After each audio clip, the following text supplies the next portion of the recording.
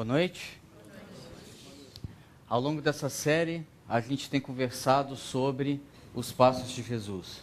E logo no começo da série, o Ricardo ele pontuou que essa série ela começa de uma forma despretensiosa, conversando sobre algo que talvez envolva o nosso cotidiano e a gente esteja até acostumado. Mas de uma forma também despretensiosa. Essa série começa a nos desafiar sobre a ação de Jesus na nossa vida. E nas últimas semanas a gente tem falado sobre como os passos de Jesus podem influenciar a minha e a sua vida. O Ricardo começou a série falando sobre a vida e a obra de Jesus. E como Jesus entrou em contato com diferentes pessoas. E como a obra que ele realizou fez diferença para essas pessoas. Depois a gente conversou na quinta da Páscoa, do final de semana da Páscoa, sobre a sua morte. No domingo, sobre a sua vitória sobre a morte. E o impacto que isso gera nas nossas vidas, a gente conversou semana passada sobre a comunidade de Jesus. O impacto que pode ter sobre a minha vida e sobre a sua.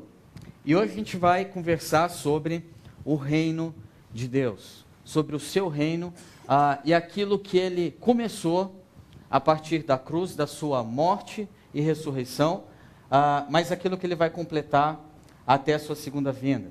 E quando eu penso em reino de Deus, tem uma palavra que vem à minha mente que eu queria que você mantivesse essa palavra na sua mente ao longo dessa noite. É a palavra mudança. Mudança é algo que nos desafia dia após dia. E pensando essa semana sobre mudança, eu lembrei de uma história, eu não sei se você já ouviu, de uma criança e da sua mãe que se esforçava ano após ano para que seu filho aprendesse matemática.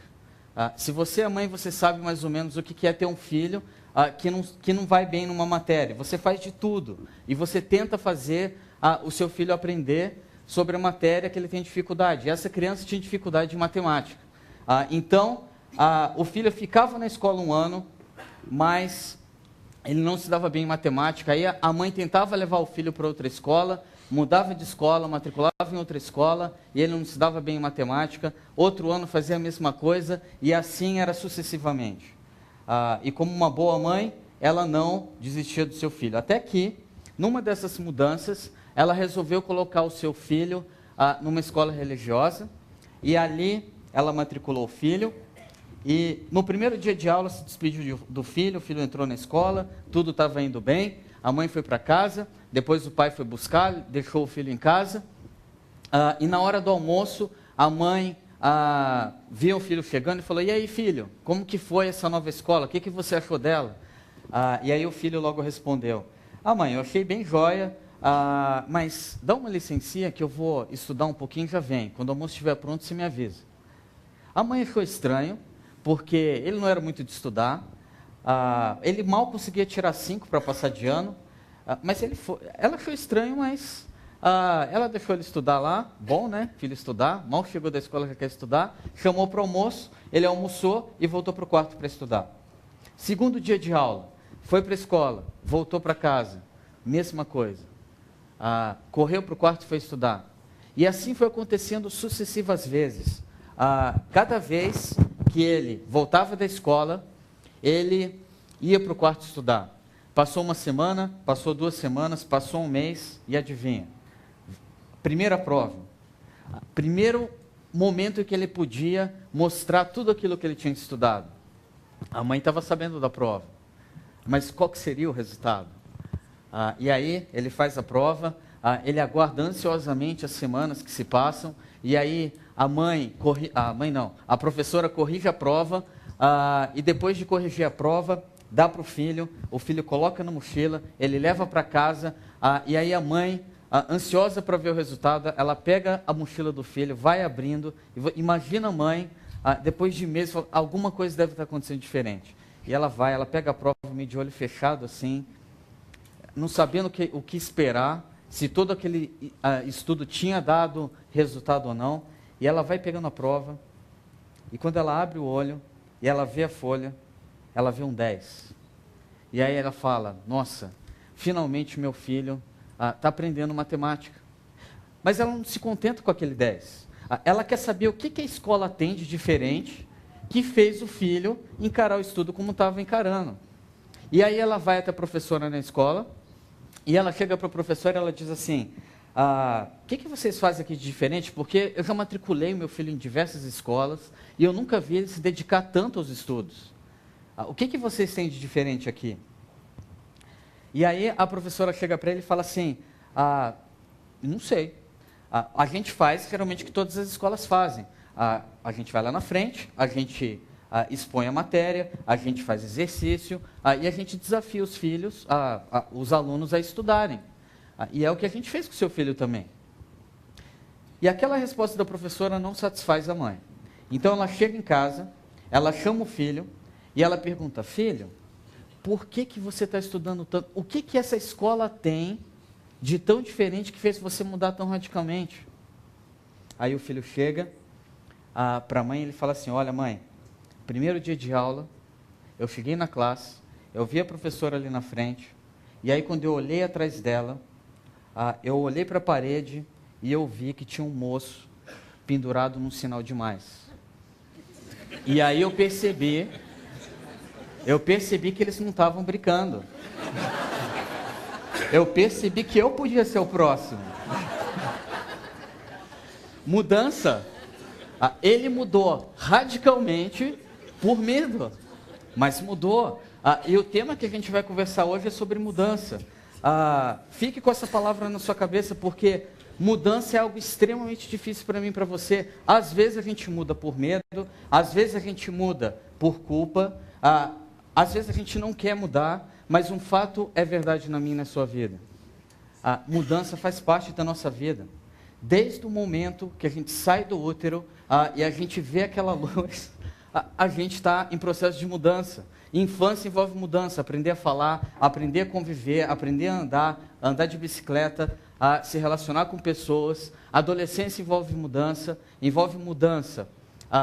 física, emocional, relacionamento com o sexo oposto.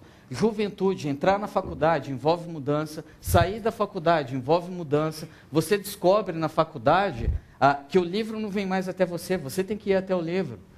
Você descobre que você vai ter que começar a trabalhar para se sustentar. Aí você casa e você descobre que tem mais mudança pela frente. Você tem filhos e, surpresa, mais mudança. Você percebe que você tinha tantas horas para dormir, agora você não tem mais tantas. Eu estou vivendo isso na pele. Aí depois, você está mudando de filho para pai, você muda de pai para avô ou avó. Alguns têm o privilégio de mudar de avó para bisavó. A vida inteira envolve mudança. Algumas delas a gente tenta prorrogar, a gente tenta evitar, mas a mudança acontece. Até mesmo na área da saúde. A gente cresce muitas vezes com saúde, se desenvolve com saúde, mas chega um ponto da vida que, por mais que a gente evite, a saúde começa a ir embora. E a gente tem que lidar com uma mudança que a gente não consegue evitar. A mudança, ela faz parte da nossa vida. E nós precisamos de mudança. As nossas famílias precisam de mudança. A nossa cidade precisa de mudança. A forma que a gente encara o trabalho precisa de mudança. Quando a gente olha para o nosso país, para os nossos governantes, a gente vê que o Brasil, apesar de ser a 7ª economia do mundo, 6ª, indo para a 5ª, a gente não vê a correspondência na educação, a gente não vê a correspondência diante da desigualdade social. O nosso país precisa de mudança. O assunto de hoje é sobre mudança. E quando a gente olha para a questão de mudança, é importante que a gente tenha consciência de que a mudança deve começar em cada um de nós. Não adianta a gente querer a mudança no outro, se a gente não mudar.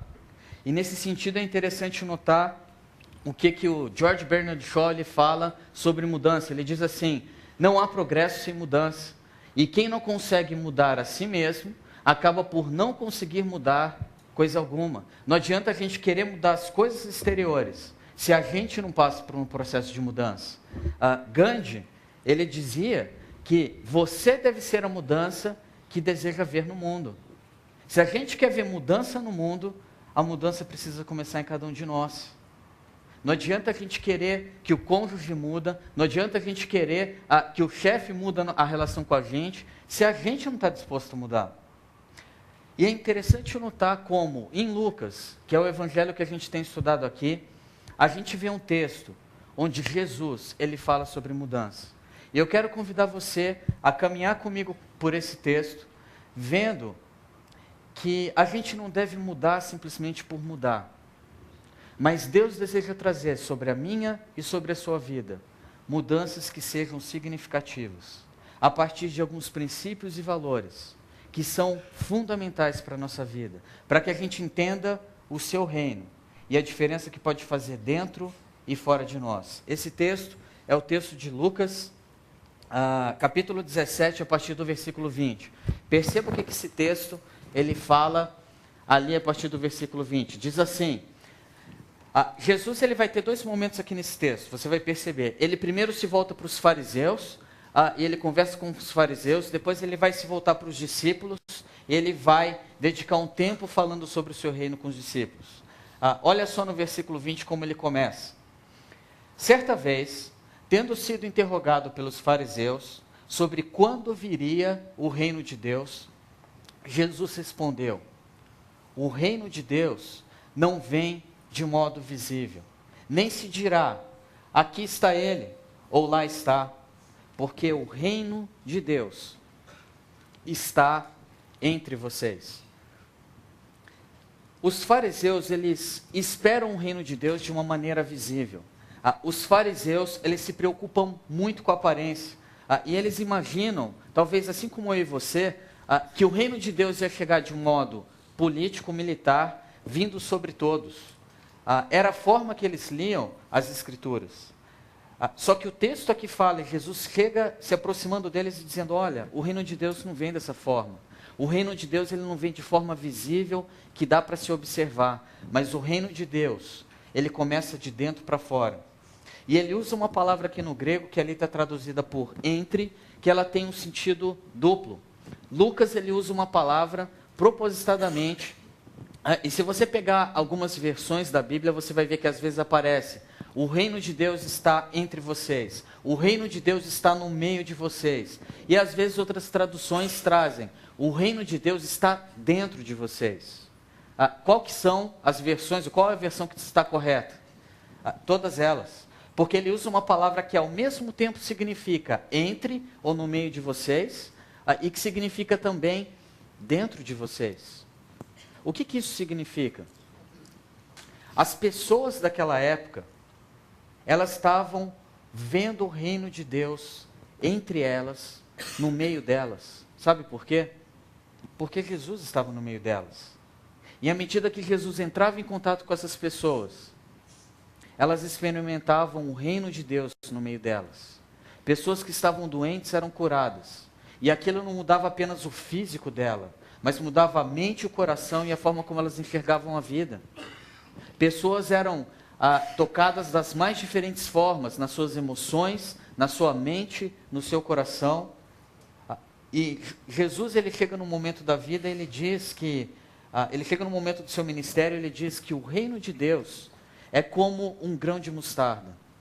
Algo tão pequenino, que Jesus não estava apenas colocando ali, vivendo entre eles, mas estava colocando dentro deles. E aquilo ia começar a brotar e a nascer com o tempo.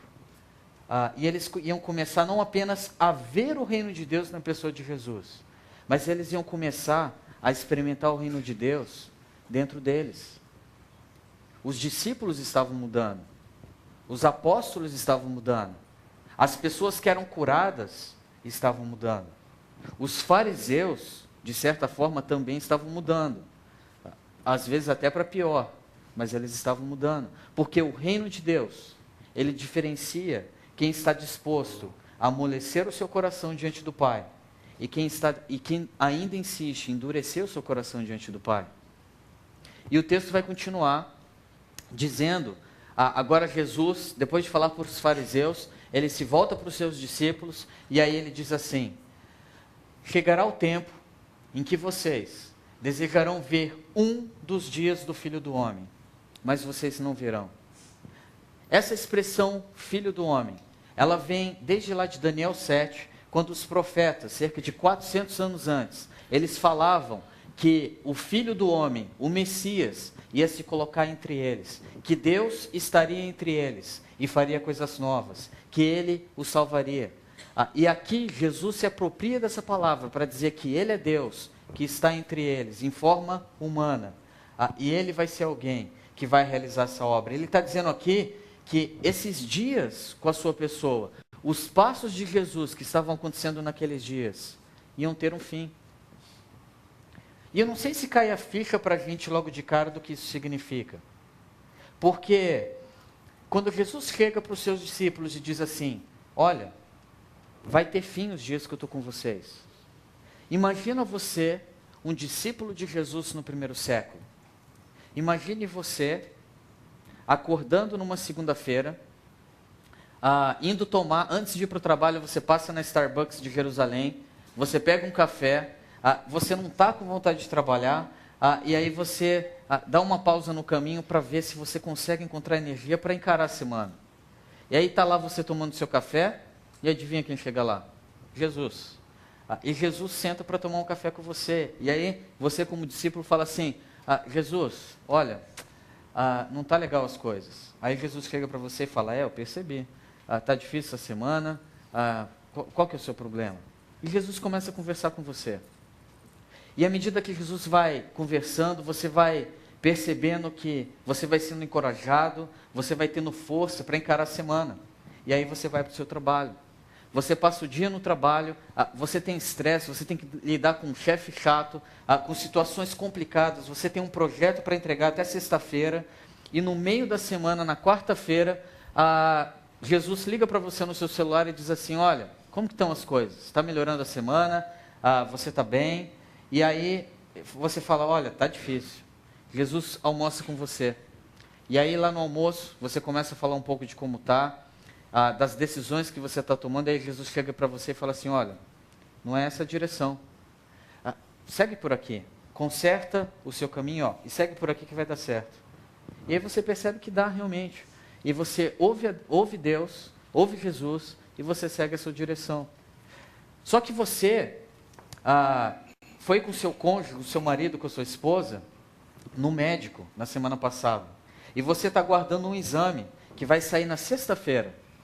O exame sai, você não entende o resultado, você vai no médico, e o médico, ele fala para você, olha, a sua esposa, o seu marido tem uma síndrome complicada, e não vai ter mais do que 6 meses de vida. Você perde o chão, e você não sabe mais o que fazer. E naquela noite, Jesus chega de surpresa na sua casa, encontra você e o seu cônjuge, a sua esposa e seu marido chorando, vocês não sabem mais como caminhar, e aí Jesus chega e fala, não temas, eu estou com vocês. Você acredita que eu posso curar o seu cônjuge? E você fala que sim. E Jesus cura. E Jesus transforma tudo. O dia a dia dos discípulos do primeiro século eram assim. Eles viam curas, eles viam a cada instante Jesus caminhando com eles, dando encorajamento, fortalecendo na caminhada, e a cada instante eles são renovados pelas palavras de Jesus. Cada momento era um momento novo na vida deles. Logo, quando Jesus chega aqui e fala, olha, eu não vou ficar com vocês mais muitos dias, meus dias estão chegando ao fim. Aí você começa a entender por que Pedro, numa determinada ocasião em que Jesus fala isso, ele diz assim, não, eu não deixo isso acontecer. Jesus fala, Pedro, você não está entendendo, isso vai acontecer. Não, nem que eu morra, eu vou estar com você até o fim, isso não vai acontecer. Mas Jesus diz, vai acontecer. Porque Pedro, ele não quer perder Jesus. E é uma situação extremamente complicada, porque se você vive com Jesus todos os dias, fisicamente, e ele chega para você e fala que não vai estar mais com você, isso incomoda. Eles estão extremamente sensíveis àquilo que Jesus está falando. Mas Jesus chega e fala, olha, esses dias, eles vão ter um fim. E o texto vai continuar falando que depois que ele vão ter dias em que ele não estará presente. E ele diz que nesses dias as pessoas vão dizer a eles algumas coisas. Ele diz assim: dirão a vocês, lá está ele, ou aqui está, mas não se apressem em segui-los. O texto está falando assim: vão ter dias em que eu estou com vocês, mas vai ter um fim. E vai ter um tempo que eu não vou estar com vocês. E nesses dias, não se apressem para ouvir qualquer pessoa que vai dizer que o mundo vai acabar em 2012, que eu estou voltando, que eu estou chegando. Sabe por que ele diz isso? Por causa do versículo 24, ele explica lá. Ele fala assim: pois o Filho do Homem, no seu dia, será como um relâmpago, cujo brilho vai de uma extremidade à outra extremidade do céu. Ou seja, a volta de Jesus vai ser visível para todos. Você não vai precisar verificar no seu Twitter se alguém postou, Jesus voltou, porque vai ter evidente para você. Você não vai precisar ouvir de alguém te dizendo que Jesus voltou. Você vai saber que Jesus voltou. Mas o texto aqui nesse bloco termina dizendo que antes disso acontecer, é necessário que ele, o Filho do Homem, Jesus, sofra muito, seja rejeitado por esta geração. O que o texto ele mostra até aqui? Os dias em que Jesus está com eles vão ter um fim. E nessa geração que ele pontua, ele vai sofrer e padecer pela humanidade. Vão ter dias nos quais ele estará ausente. E as pessoas vão ansiar pela sua volta. Mas depois ele vai voltar. E todos vão ver essa nova realidade. E aqui eu quero falar com vocês, o Ricardo tem falado nas últimas semanas sobre diversos mitos, sobre diversas coisas que a gente passa batido na leitura e a gente acha que é verdade, mas não é bem assim. E aqui nesse texto, principalmente no versículo 23, tem uma dessas realidades. Porque uma das coisas que a gente mais ouve, diretamente ou indiretamente, é que o mundo está para acabar. Quem disse que o mundo está para acabar? Quem disse que o mundo vai... Jesus, pelo menos não Jesus, e nem na Bíblia você vê que o mundo vai acabar em 2012. Quem disse que o mundo vai acabar até 2030 ou 2100? Você já parou para pensar que, se a Terra tem bilhões de anos, o que são 10 mil anos ou 100 mil anos diante de uma história tão grande? Será que Jesus não vai voltar no ano 10.557? A Bíblia não fala nada contrário a isso. Ou pode ser que seja ainda muito mais longe. Seja, sei lá, 165.230 anos depois de Cristo. A Bíblia fala que nem o filho sabe quando o pai... Só o pai sabe, nem o filho sabe quando que tudo vai ter o fim. E às vezes a gente olha para determinadas coisas que a Bíblia não fala que são verdades. Eu sei, se você olhar para a história da Bíblia, você vai ver que toda geração quase, se você pegar os livros históricos, se você pegar a primeira geração que viveu com Jesus, ela achava que o fim está próximo. Geralmente as pessoas acham que na sua geração, na geração dos filhos ou dos netos, o mundo vai acabar. Por que isso acontece? Eu acredito, aí sou eu falando, que tem pelo menos dois motivos. O primeiro deles é porque, diante de tantas mudanças que a gente passa na vida, eu acredito que tem uma mudança que a gente não quer passar: a morte. Se a gente puder evitar a morte, a gente gostaria de evitá-la. Ou pelo menos evitar para as pessoas que a gente ama. E talvez inconscientemente, a gente coloca na nossa cabeça que o mundo está para acabar na nossa geração, porque se acabar na minha geração, eu vou poupar uma dessas mudanças. Ou se não, para os meus filhos. Mas a Bíblia não fala isso. Ou talvez seja um outro aspecto. Uma coisa é você viver os seus 80, 100 anos, dentro de um contexto de 2.000 anos, e o mundo acabar nas próximas gerações. Outra coisa é você viver seus 80, 100 anos, dentro de um contexto de 100.000 anos, que vai te tornar muito pequeno dentro da história.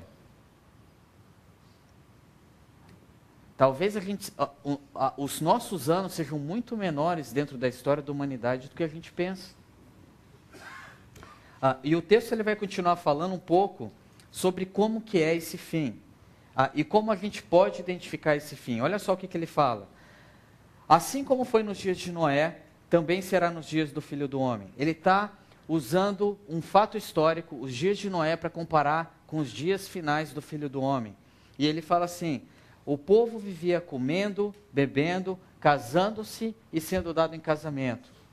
Até o dia em que Noé entrou na arca, então veio o dilúvio e destruiu a todos. E na continuidade ele vai citar um outro exemplo, os dias de Ló. Aconteceu a mesma coisa nos dias de Ló. O povo estava comendo e bebendo, comprando e vendendo, plantando e construindo. Mas no dia em que Ló saiu de Sodoma, choveu fogo e enxofre do céu e os destruiu a todos. O que ele está dizendo aqui no texto é o seguinte, as pessoas estavam vivendo, constituindo família, fazendo negócios e repentinamente veio a destruição. E ele diz no versículo 30 que acontecerá exatamente assim no dia em que o Filho do Homem for revelado. É mais ou menos assim. Imagina você, eu falei que pode ser daqui a 10 mil anos, 100 mil anos, né? Mas pode ser hoje também. Já que a gente não sabe o dia, pode ser que seja hoje. Se for hoje, ou essa semana, imagina mais ou menos a seguinte situação. Você está lá, já há um mês, investigando o mercado de ações, acompanhando cada empresa que sobe e desce, e você está vendo uma grande oportunidade surgindo. E aí você faz uma venda estratégica, uma compra estratégica, e num negócio fenomenal, você ganha milhões de reais. E aí você pula da cadeira vibrando, e quando você olha para a janela, adivinha, Jesus voltou.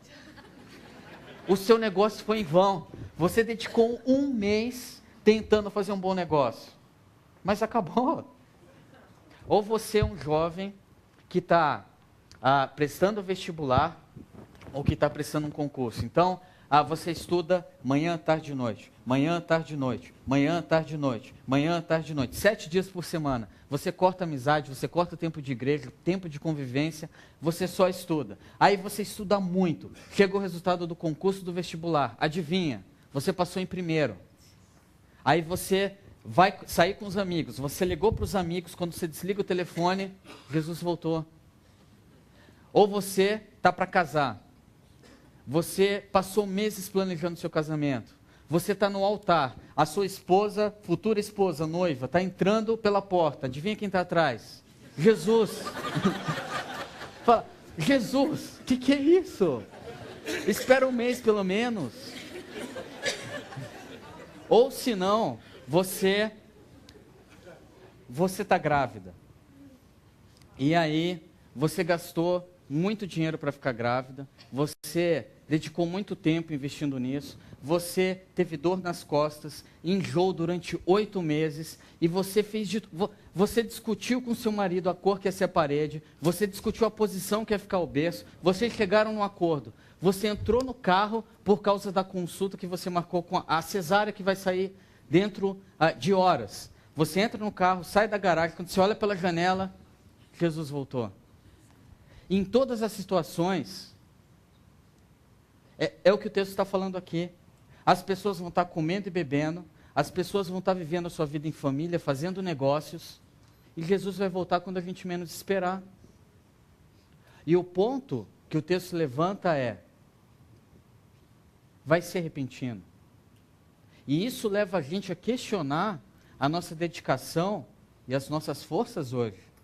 Mas o texto ele vai terminar dizendo, e falando um pouco mais daquele dia. Ele fala assim, naquele dia, quem estiver no telhado da sua casa, não deve descer para apanhar os seus bens dentro de casa.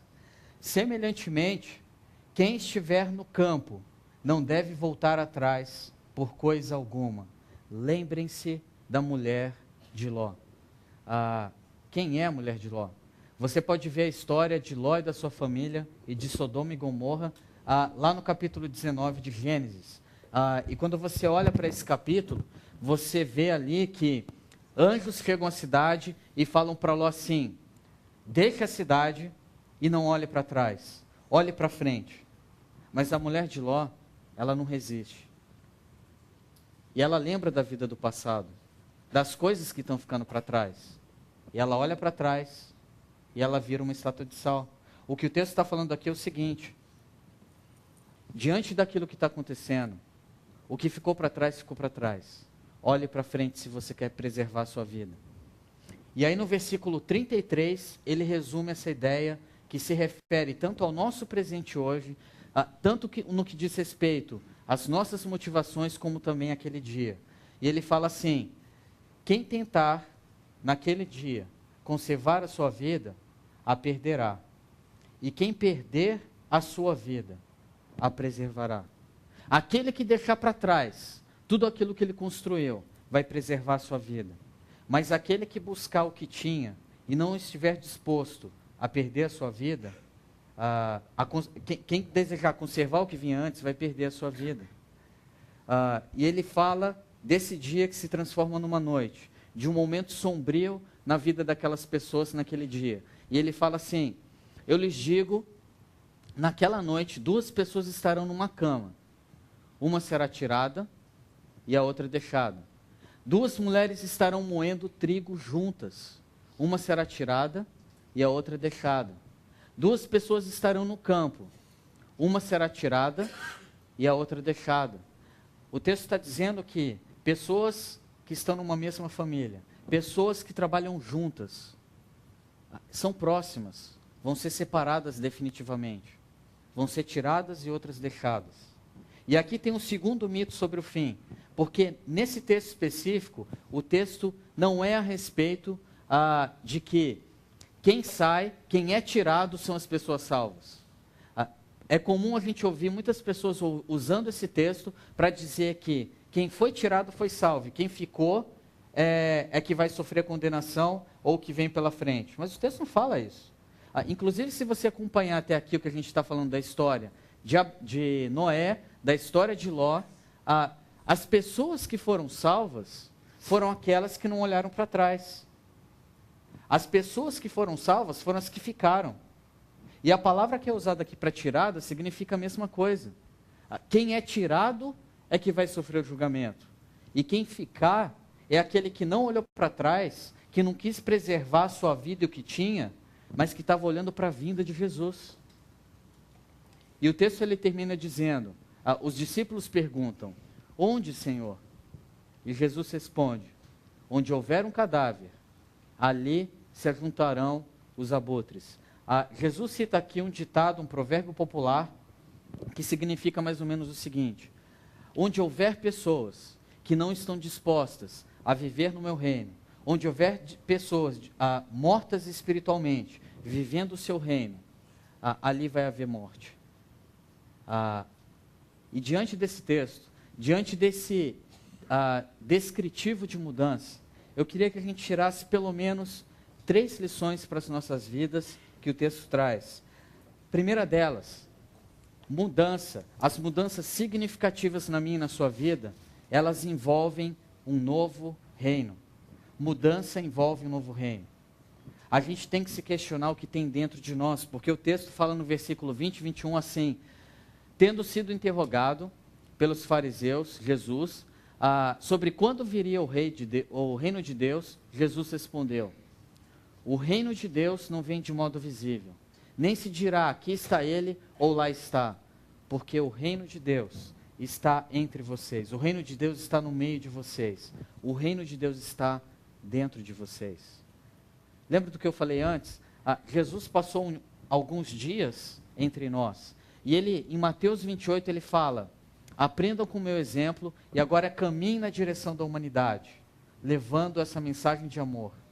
E durante esses dias, o reino ele não sumiu, mas Jesus nos desafia a, depois da sua existência, com o seu exemplo, a gente continuar construindo o seu reino, até o dia que ele volte. E ele diz no texto aqui, que esse reino não é construído por força, por aparência, mas é um reino que começa dentro de nós. Ou seja, a mudança que o texto envolve de novo reino é uma mudança gradativa, de dentro para fora. A gente tem que se questionar sobre que reino a gente está buscando e construindo. A gente tem buscado o reino desse mundo ou a gente tem buscado o reino de Deus? O que tem dentro do nosso coração? Porque dependendo do que tem dentro do nosso coração, a gente vai construir um reino que é a respeito de Deus ou um reino que é a respeito de nós. E convenhamos, e o que eu vou dizer aqui agora é meio complicado de ouvir, mas a gente precisa parar para pensar.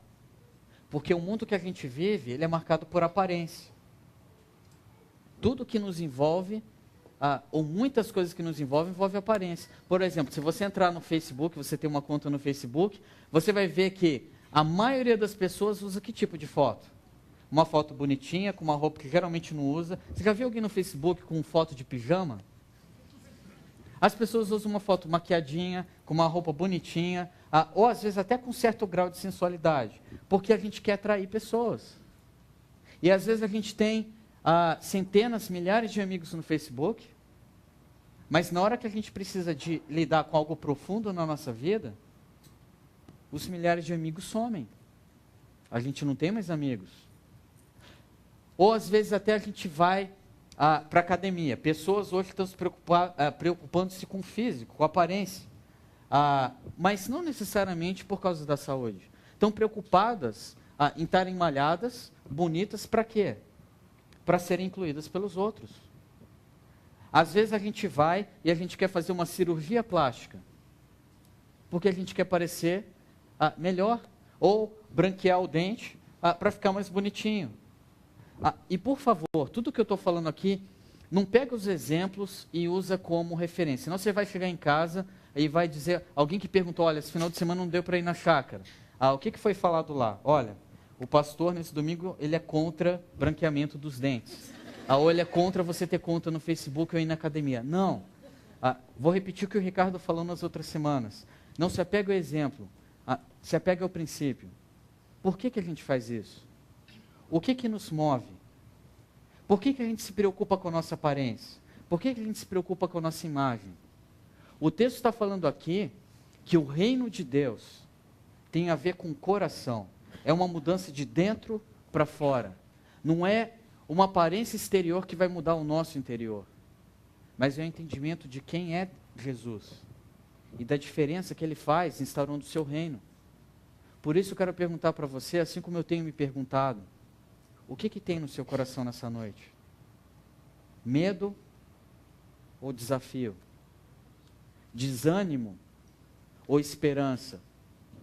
Indiferença ou sensibilidade? Rancor ou perdão? Você está querendo ser um servo que deseja ser rei? Ou você deseja o rei que se tornou servo? Você tem buscado a glória e o reconhecimento dos homens? Ou tem buscado o regozijo dos céus? Porque o reino de Deus, ele depende muito, se vai ser construído na nossa vida, depende muito de como a gente responder essas perguntas. O que tem no nosso coração? Dependendo do que tem no nosso coração, a gente vai mudar ou não. O nosso casamento vai mudar ou não. A forma como a gente enxerga o trabalho vai mudar ou não. O reino de Deus começa dentro de nós, para depois se externalizar fora de nós. E isso leva ao segundo ponto, porque se existe um novo reino, existe um novo rei. Mudança envolve um novo rei. Quando você olha para o texto, ele fala assim: assim como foi nos dias de Noé, também será nos dias do Filho do Homem. O povo vivia comendo, bebendo, casando-se e sendo dado em casamento, até o dia em que Noé entrou na arca. Então veio o dilúvio e os destruiu a todos. E aí tem a outra comparação. Aconteceu a mesma coisa nos dias de Ló. O povo vivia comendo e bebendo, comprando e vendendo, plantando e construindo. Mas no dia em que Ló saiu de Sodoma, choveu fogo e enxofre dos céus, e os destruiu a todos. Versículo 30 conclui a ideia dizendo que acontecerá exatamente assim, no dia que o Filho do Homem for revelado. Se você perceber, os dias de Noé e os dias de Ló têm duas similaridades e duas coisas diferentes. Primeiro, os dias de Noé envolvem comer e beber, envolve uma rotina diária, e ele cita um exemplo familiar, um contexto de casamento acontecendo, mas é rompido pela destruição que vem através do dilúvio. Na segunda história, também está no contexto de rotina, comendo e bebendo, e ali é citado negócios. As pessoas estão plantando, construindo e fazendo negócios, mas é rompido também com a destruição. Pergunta: o problema é a gente ter família, negócios e ter uma rotina? Não. O texto está falando de determinadas coisas que as pessoas estavam fazendo, e que são boas, envolvem a minha e a sua vida. Mas o que não é dito no texto é o contexto que existia na mentalidade das pessoas que estavam ouvindo Jesus. Porque quando Jesus fala dos dias de Noé e dos dias de Ló, eles sabem o que aconteceu nos dias de Noé e nos dias de Ló. Nos dias de Noé, Gênesis 6 fala que existia corrupção e maldade por toda a terra. O homem tinha se tornado tão mal, tão mal, tão mal. E é por isso que vem a destruição. Depois, nos dias de Ló, a gente vê a imoralidade sexual e a maldade no contexto de uma cidade. Logo, o problema não é ter uma rotina, estar preocupado em ter família ou negócios, mas a grande questão que o texto levanta é a seguinte: quem é rei? Porque eles eram reis de si mesmos. Eles governavam suas vidas.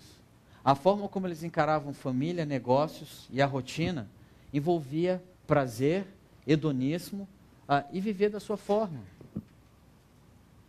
E quando a gente pensa no reino de Deus, Deus está querendo falar sobre nós, não só sobre um novo reino, mas um novo reino que é acompanhado por um novo rei.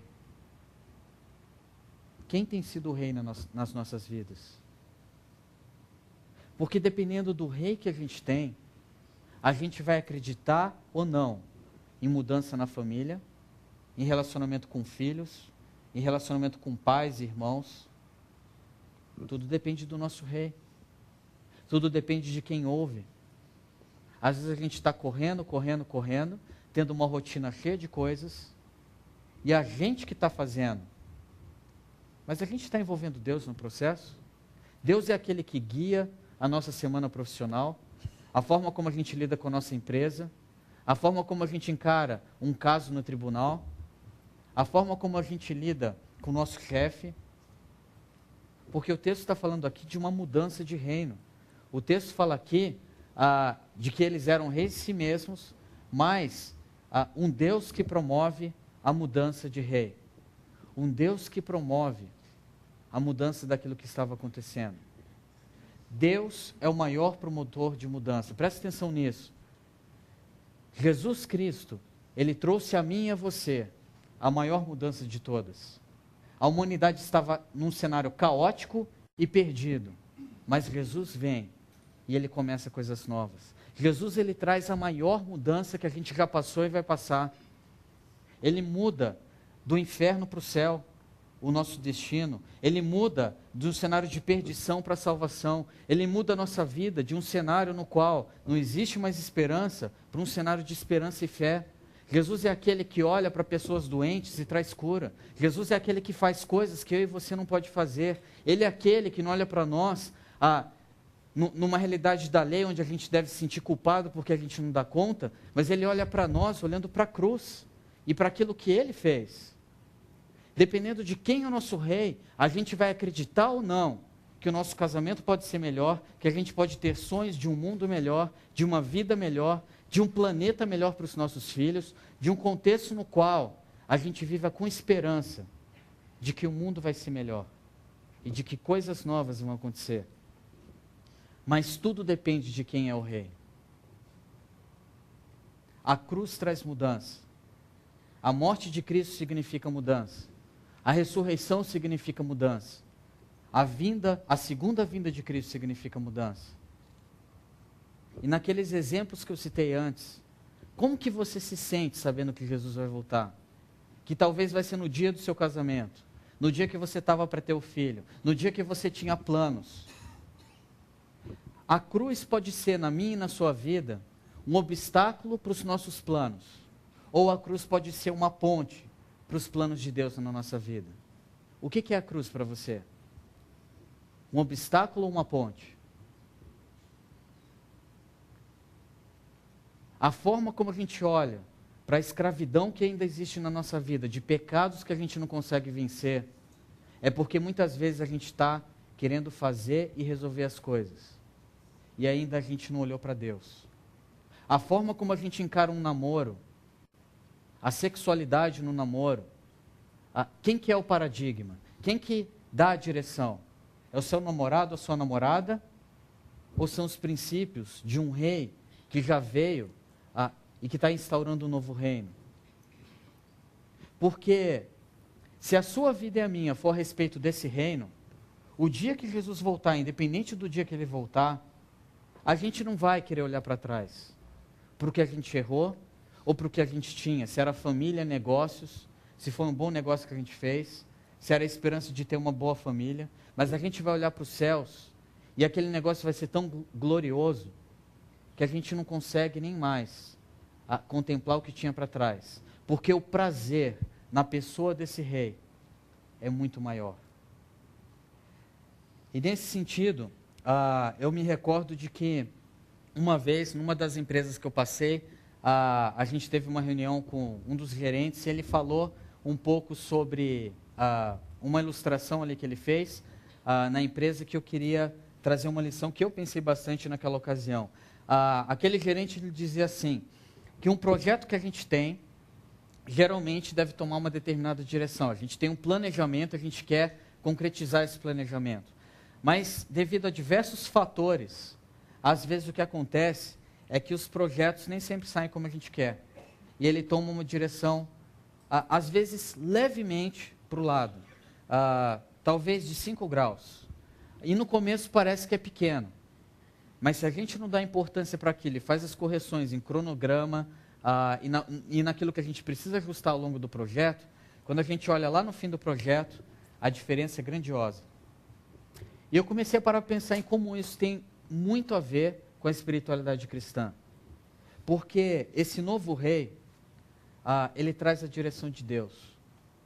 Ele é o próprio Deus dizendo para a gente, segue nessa direção. Vai valer a pena. Confia em mim. Mas a gente às vezes pensa assim, Deus, não está dando. Tem determinadas coisas que eu quero fazer que, foge pouquinho, 5 graus só. Você não quer abrir uma exceção para mim? Deus, olha, tem tanta gente na face da terra, você tem que se preocupar com tanta gente, deixa que essa área eu cuido. E aí o que começa a acontecer é que a gente começa a fazer leves escolhas, sutis, com uma leve inclinação para a direita ou para a esquerda, que às vezes é de 5 graus.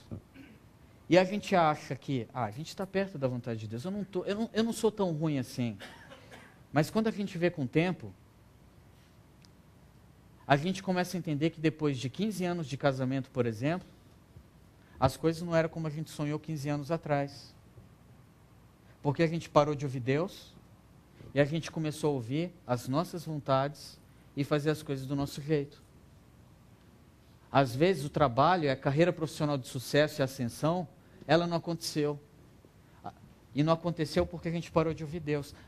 E por favor, eu não estou querendo dizer que vida com Deus significa não ter problemas e ser próspero, não é esse o ponto. Mas o ponto é que, independente do que venha pela nossa vida, se a gente ouvir Deus, a gente vai estar na direção correta. E Deus vai fazer coisas grandiosas. E a diferença entre 5 graus, ou seguir reto, é a diferença entre um discípulo de Jesus e um simpatizante de Jesus.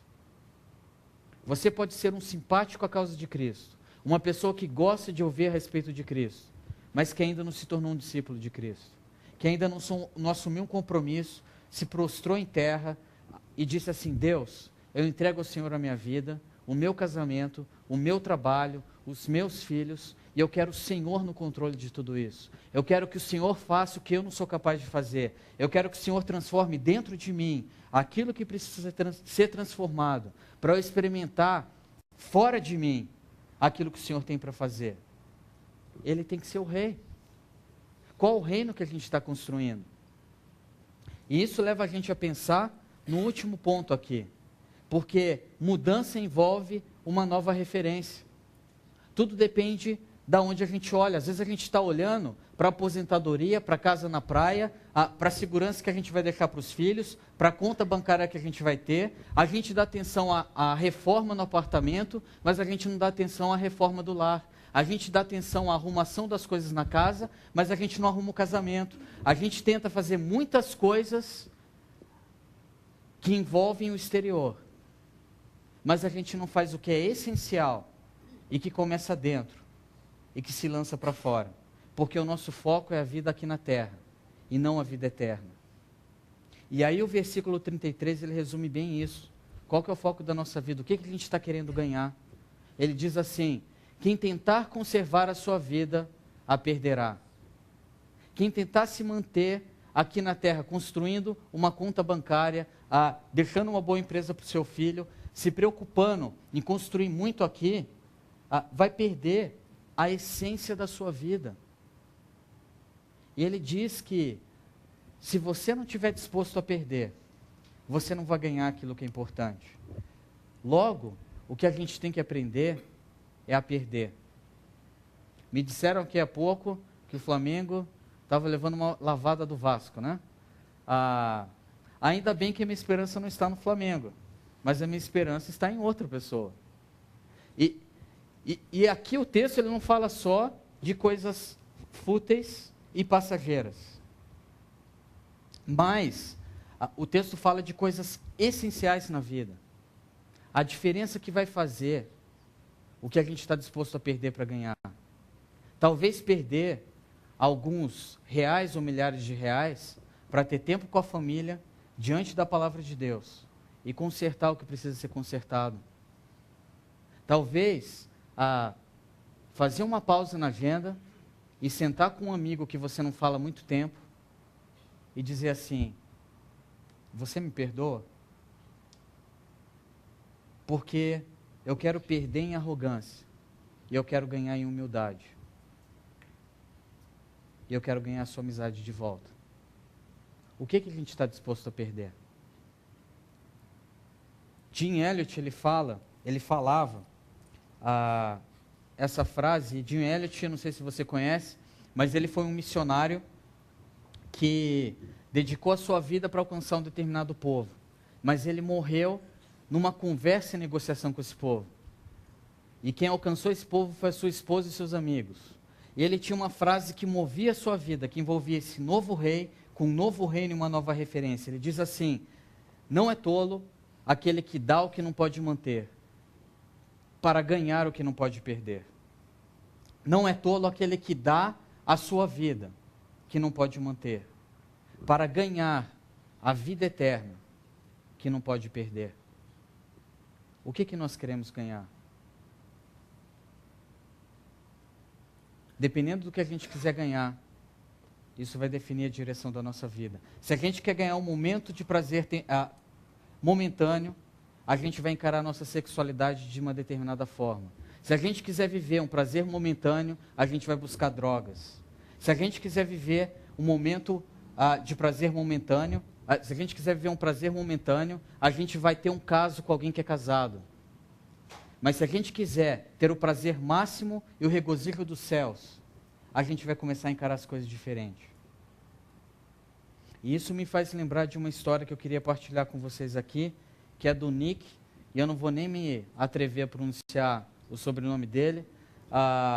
O Nick, para mim, ele mostra, e ele é um exemplo vivo, de que quando a gente se coloca debaixo de um rei, quando a gente entende esse novo reino que começa dentro de nós e influencia o nosso exterior, e quando a gente tem uma referência que não é o que a gente faz aqui na terra, mas a eternidade, tudo muda. Eu queria mostrar para vocês esse vídeo que fala um pouco da vida dele. E eu queria que você pensasse em como a vida dele desafia a sua vida nessa noite. Tem uma pergunta que ele faz ali, que eu queria deixar também para você. Porque se a gente quer mudanças significativas na nossa vida, a gente precisa fazer essa pergunta. E essa pergunta é uma pergunta que Deus faz para nós. Você confia em mim? Você confia que eu posso mudar seu casamento? Você confia que eu posso mudar a sua vida profissional?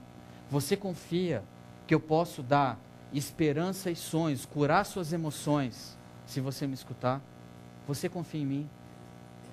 Veja esse vídeo e reflita um pouco sobre o momento que você tem vivido hoje.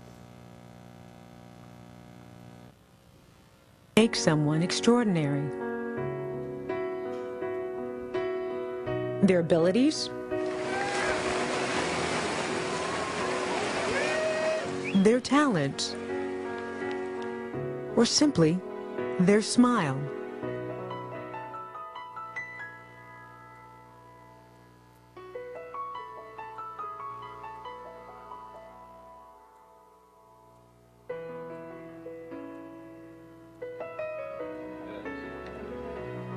My dad was saying that he was, his head was next to my mum's head as I was being born, and he saw my shoulder, and he just went pale. And my dad had to leave the room, and he couldn't believe what he saw. And the doctor came in, and my dad said, "My son, he has no right arm." And he says, "No, your son has no arms or legs." And he said he nearly fell on the floor. He couldn't believe it. Why would God let the pastor's son be born that way? And my mum, at first, she didn't want to hold me. She didn't want to, breastfeed me and all that.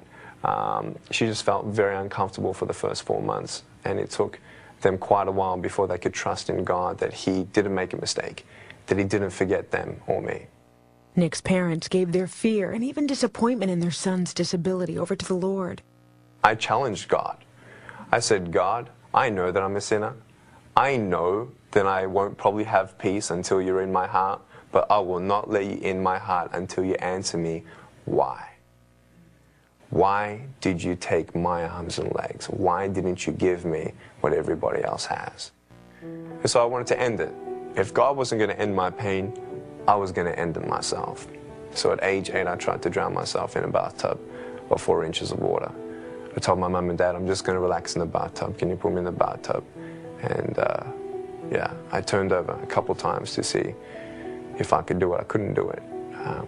The thought that stopped me from going through with it was the love for my parents. That would be the last time Nick would attempt suicide, but it wouldn't be the last time he would come face to face with those deep issues that made him want to end the pain. Then one day, Nick's mother had him read an article about a severely disabled man, and that man's story made a huge impact on Nick. I have a choice to either be angry at God for what I don't have or be thankful for what I do have. And my mum, she said, "Nick, God's going to use you. I don't know how, I don't know when, but God's going to use you." And that's when I started seeing that there is no point in being complete on the outside when you're broken on the inside.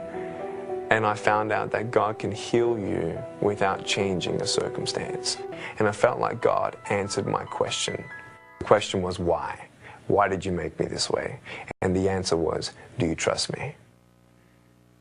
That's the question. And when you say yes to that question, nothing else matters. But once we realize that when we read the Word of God and you know the truth of who you are, I am not a man without arms and legs. I am a child of God. I am forgiven of my sins. I'm an ambassador of the King of Kings and Lord of Lords. I'm nothing but a servant of the Most High God. God, though, lives in me, and I now live in His strength. And whatever Jesus conquered, I conquer.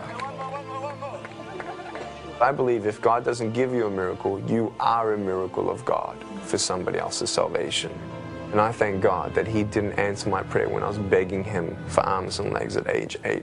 Because guess what? Because I have no arms and no legs, He's using me all around the world. And we've seen so far, approximately, this is conservative, 200,000 souls come to Jesus Christ for the very first time in the last 6-7 years.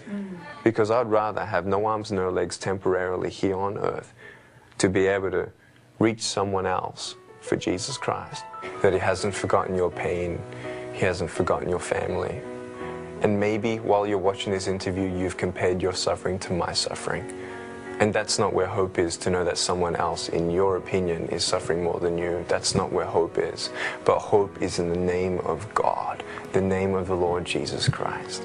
Hope is when you compare your suffering to the infinite, immeasurable love and grace of God. Don't give up on God. because God will not give up on you. Aquilo que Deus fez na vida do Nick não era porque ele era muito bom, mas foi porque ele se dispôs a confiar e entregar sua vida ao Senhor. Ele entendeu o que era um novo reino, o que era ter um novo rei e o que era uma nova referência. Eu queria convidar você a um tempo de oração agora, pensando na mesma pergunta que ele fez, mas antes desse tempo, eu queria pedir para que você não perdesse a oportunidade agora de ter esse tempo de oração. Assim, desliga o seu celular, não sai nesse momento, porque se você deixar, esse momento pode ser decisivo na sua vida, talvez de mudança de reino, de acreditar que a sua vida pode ser muito mais dentro desse reino. Deus pergunta para a gente nessa noite: você confia em mim? Tenha um tempo de oração.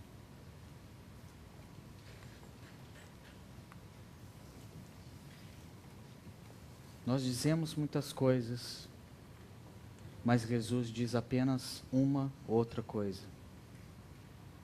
A gente diz: minha vida é muito boa. Mas Jesus diz: siga-me.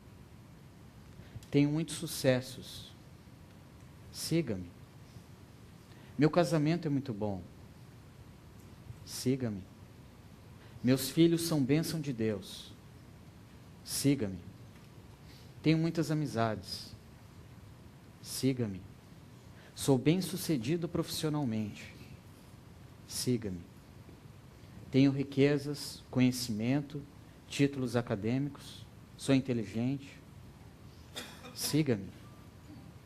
Tenho muitas vitórias e alegrias. Siga-me. Errei. Siga-me. Pequei. Siga-me. Minha vida está um caos. Siga-me. Meu passado tem feridas. Siga-me. Meu presente tem provações. Siga-me. Meu futuro tem desafios. Siga-me. Minha vida não saiu como eu planejei.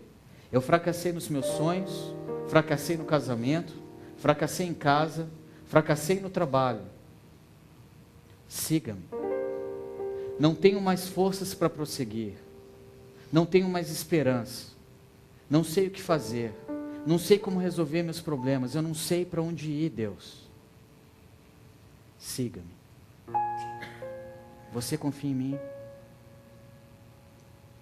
Você confia em mim? Deus, nós te pedimos que nessa noite o Senhor faça coisas novas em cada coração aqui. Homens e mulheres, crianças, adolescentes, jovens, adultos e idosos. Transforme casamentos, vidas profissionais, desafios do futuro, sonhos que nós temos. E que nós escutemos a Tua voz nessa noite dizendo: siga-me. Que nós possamos, se nós ainda não fizemos, entregar a nossa vida diante do Senhor. E se nós já fizemos, nós possamos fazer mais uma vez de um modo mais profundo, dizendo: Deus, eu te sigo, eu confio em Ti. Hoje é uma noite de recomeço, Pai. E nós queremos Te pedir que o Senhor nos ajude nesse recomeço. Nos ajude a não olhar para trás, mas a acreditar que é possível sonhar novamente, seguindo o Senhor. É no nome poderoso, maravilhoso e redentor de Jesus Cristo que nós oramos. Amém.